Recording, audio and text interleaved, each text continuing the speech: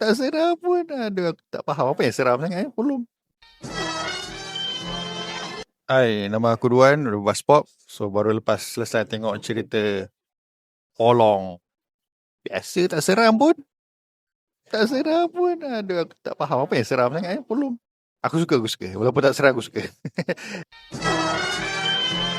3 benda aku suka. Dia, aku retract balik lah. Dia sebenarnya bukanlah tak seram.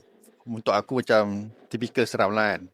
Tapi dia ambil formula-formula seram tu daripada, aku pasal banyak inspired pada Hollywood lah. Daripada Conjuring, macam weapon sikit.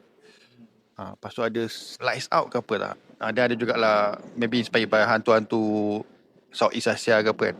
So benda yang aku suka sebenarnya dia seram dia tu sampai. Cuma aku memang untuk cerita hantu susah nak, takut sikit lah kan.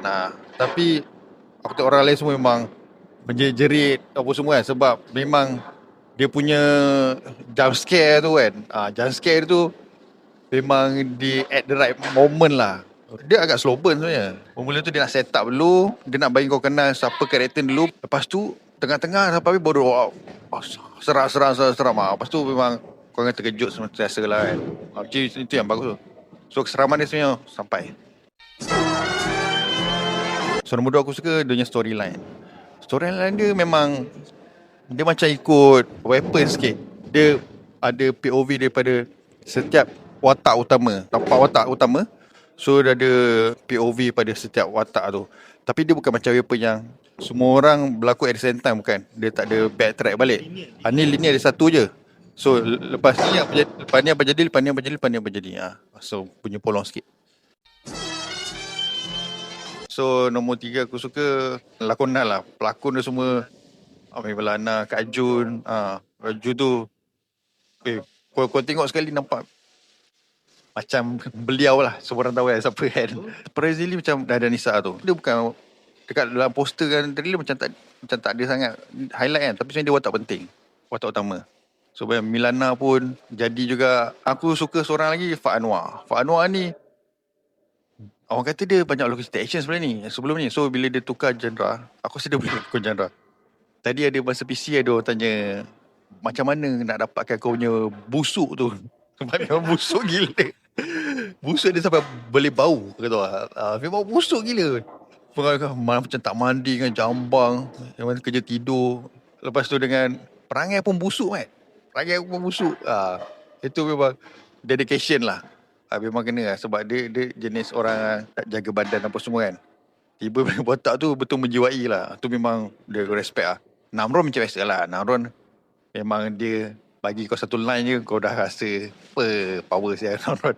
Memang muka dia bukan muka ganas Namron. Dia muka macam Stone Cold.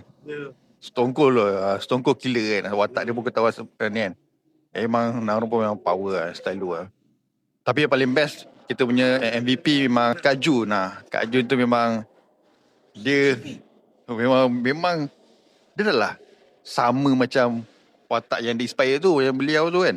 Tapi kau macam tak expect yang dia ada banyak layer. Dia bukan seram je. Dia ada closure dia. So aku tak boleh cerita spoiler kan. So benda tu macam kau tak sangka lah. Ada satu scene dia tayang 2 kali tapi dengan background music yang berlainan. Kalau kau tengok kau tahu. So macam power shoot. Kau boleh buat seram dalam filem yang sama. Kau boleh buat dua situasi. Seram dan kau boleh tengok. Memang untuk MVP lah. Bagi yang tu lah, dia bila inspired few filem kan, macam Conjuring dengan Vapor. So bila dia inspired by Conjuring tu, dia nak buat bunyi bingit. Sound dia aduh, macam Conjuring tengok aku boleh ni, tapi kat ni macam bingit, telinga aku sakit. Terlampau di push sangat. So aku macam jadi annoying. Lepas tu benda tu dah ada masukkan dekat jump scare juga kan. So orang kadang yang bukan hantu pun kau jadi terkejut sebab macam tu pun dah terkejut sebabnya muzik yang sangat bising. Itu yang over lah.